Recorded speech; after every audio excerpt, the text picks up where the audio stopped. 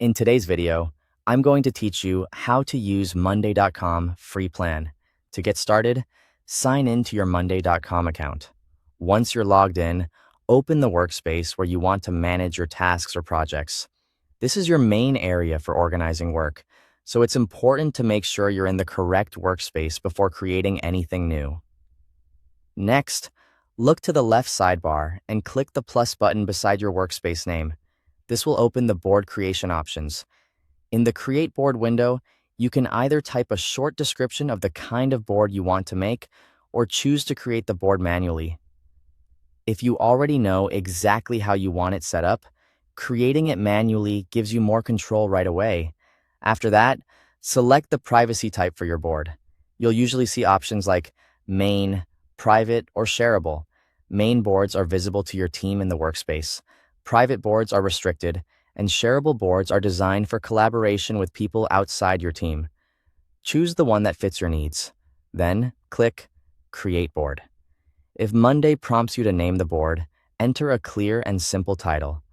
A good board name makes it easier to find later, especially if you manage several projects at once. Now you can start adding items.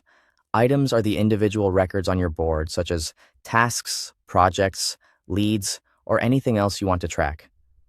Enter the item names in the first column since that column usually acts as the main identifier for each row.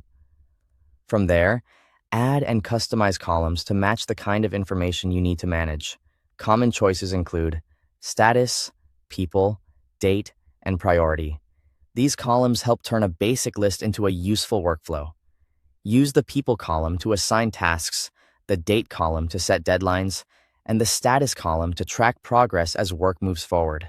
To keep everything organized, create groups for your items. Groups can help separate work by phase, team, department, or any system that makes sense for you. As your board grows, this becomes especially helpful. You can also use the search option to quickly find a specific item without scrolling. If you only want to see certain information, use Filter to display just the items you need. You can also use Group By to organize items based on status, owner, date, or other fields, making the board easier to review. When you need more detail, open an item to add updates, files, and comments. This keeps important communication connected directly to the work itself. As progress continues, keep updating the board so it stays accurate and useful. Finally, review your boards regularly to track tasks and projects effectively. Thanks for watching.